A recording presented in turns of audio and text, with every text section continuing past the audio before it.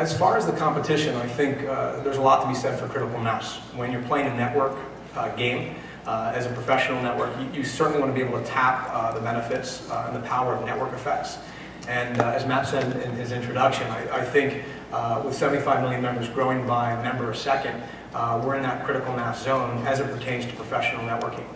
And if you believe the world is becoming flatter, if you believe it's increasingly globalized, increasingly networked, and increasingly digital, that critical mass matters. And I think being the leading global professional network is going to serve us well in that regard. Social networking sometimes gets applied a little too broadly.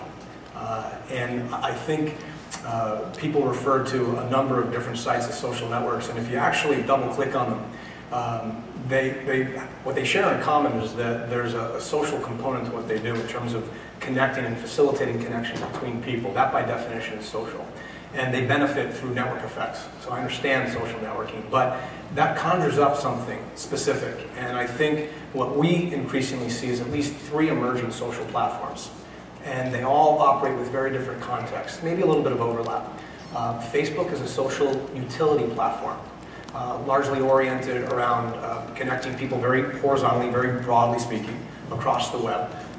Killer applications largely oriented around personal applications, personal life, family relationships, social gaming, status updates, sharing pictures. Twitter is a public communication platform. Oftentimes people think of Twitter as a social network. It's really not. As a matter of fact, it's based on a largely asymmetrical model where people may follow one person and that person doesn't follow them in return. It's largely about communicating in a very public forum. And LinkedIn's a professional network. It's all about connecting you with business contacts and colleagues, and it's all about creating economic opportunity for you. So context matters. The platform capability matters, and I think there will be distinct platforms over time based on context. I also think there's opportunities for other social platforms to emerge. You interviewed one of them this morning when you talked to Andrew of Groupon. There's the potential there to emerge as a social commerce platform. I think the jury's still out on which of the local services will emerge as a local social platform. So that's the way we see the world.